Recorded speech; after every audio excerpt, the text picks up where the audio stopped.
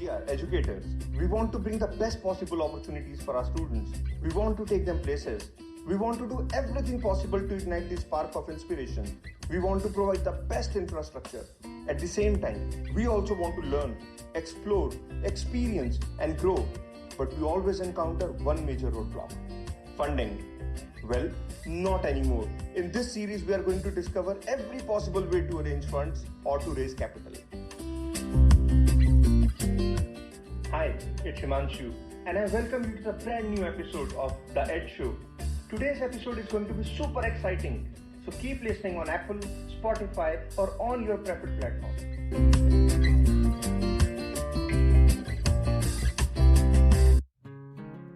Welcome back to the brand new episode of The TEDS Show. This is the second episode of the Ed Invest series, and in this episode, we are going to discuss everything about donations. In this episode, we will understand what is the meaning and purpose of donation, for what all purposes a donation can be raised with examples, different ways of raising donations, the legalities involved in it, and who all can raise donations. I hope this episode will give you detailed insight on this concept, and I just wish you an engaging and amazing learning experience. So let's understand donation.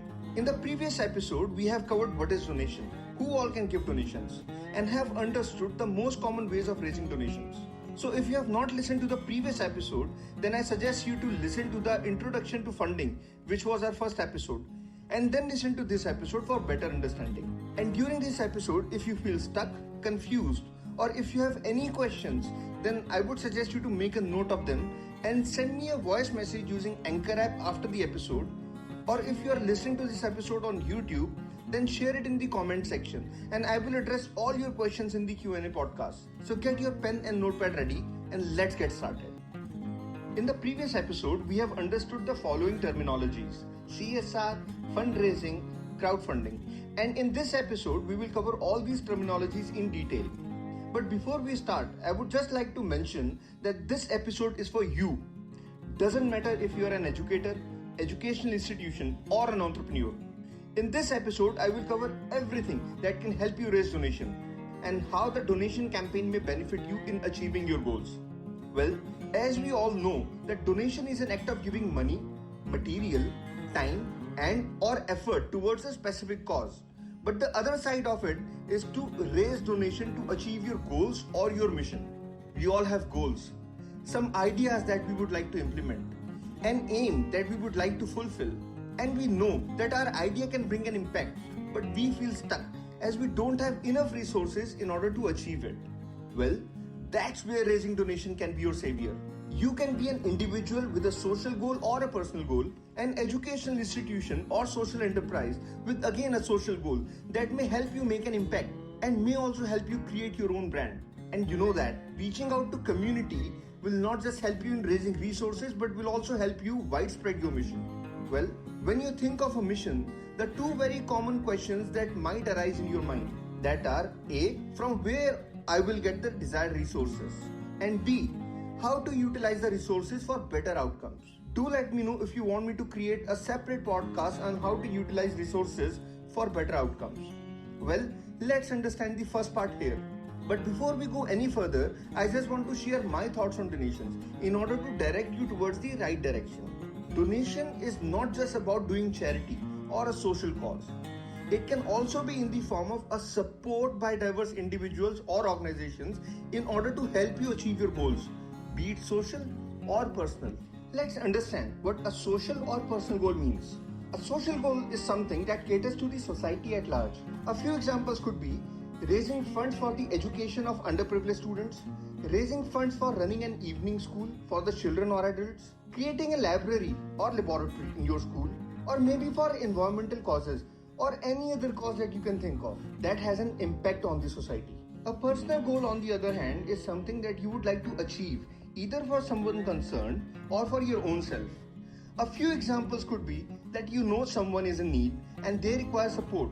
It can be health related, education related, finance related, or anything that is bothering them. On the other hand, an example of your own personal need could be the same as I had mentioned earlier, or some detailed example could be, let's say you being a music teacher wish to buy a new instrument that can help you advance your career or may help your students. Or let's say you wish to attend a training program that can help you in advancing your career. Well, the example can be endless. Hence, you can practically pick anything which is a concern for you that you would like to solve.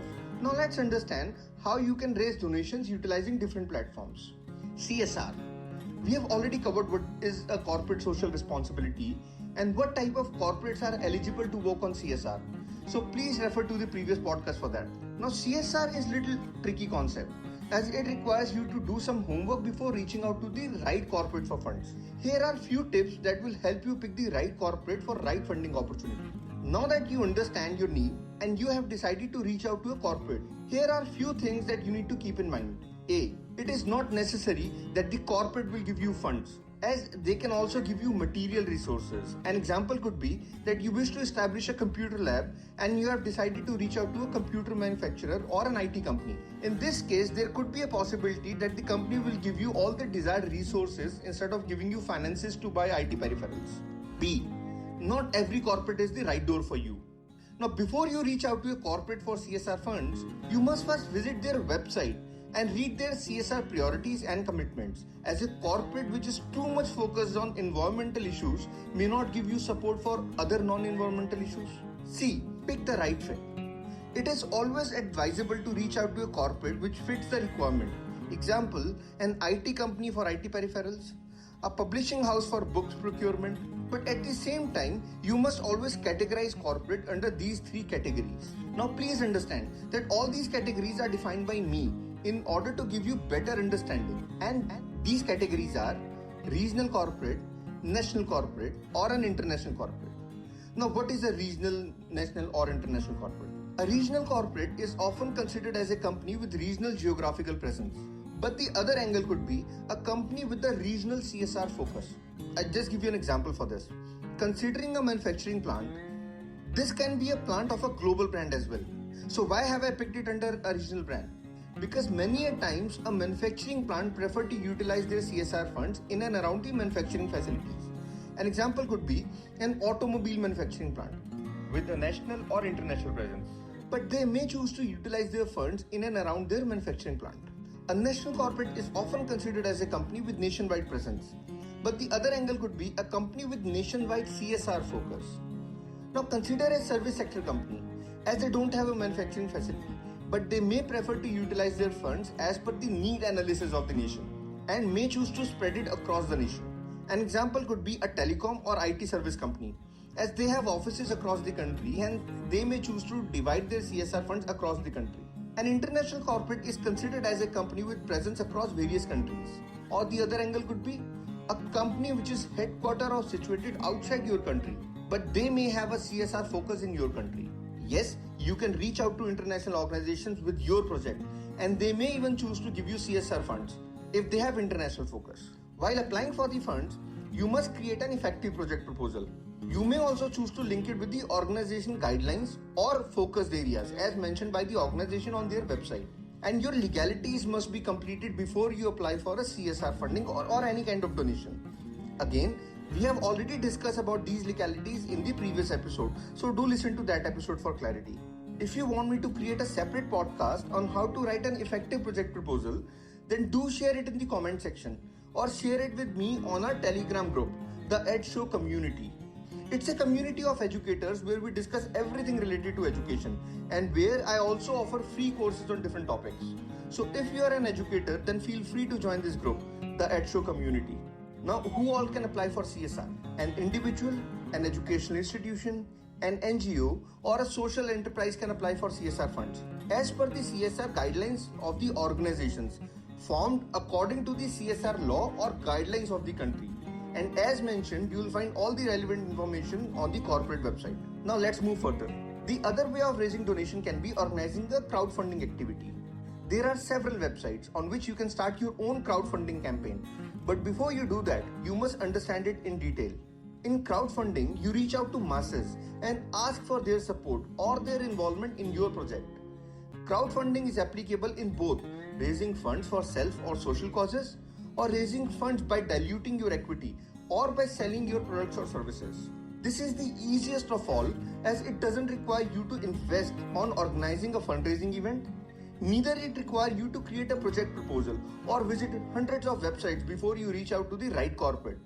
But this simple looking task can be tricky. As the name suggests, crowdfunding, it means that you will have to reach out to masses and tell them or pitch your story. And before you do that, you will have to do a lot of research. You will have to present facts to the crowd. Your communication has to be well thought of and well strategized. The best way is to create an engaging crowdfunding campaign in which your audience can see and visualize your cause by looking at the statistics, right information, and remember, video always works best. So you can create a video around your cause and make people or organization understand that why your cause matters. And if they believe in your cause, then you'll get all the relevant resources. As a goodwill gesture, you may also choose to offer giveaways. An example could be, you create a campaign and choose different financial categories. And the donors are allowed to select the categories which are best suited for them.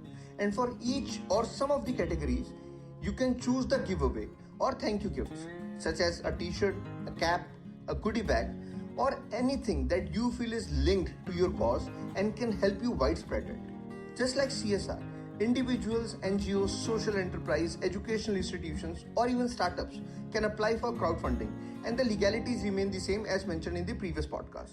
As mentioned above, the crowdfunding can also help entrepreneurs. Well, yes, if you are a startup or an organization which is involved in selling products or services, then you can also start crowdfunding campaign.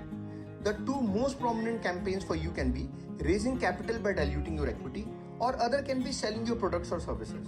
You must choose the crowdfunding category based on the goals you wish to achieve.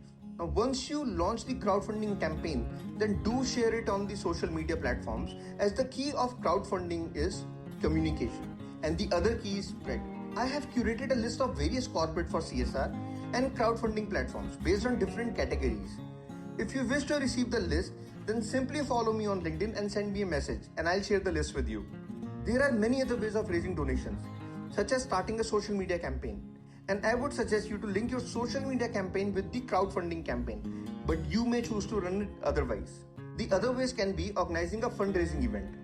Well, this can be an amazing opportunity for you to raise donations, especially when you have a regional focus or your focus around your institution or nearby localities. Fundraising is an event which you can organize for different categories of people based on your cause and what you wish to achieve out of it. And you should organize an event depending upon the category of people you are inviting.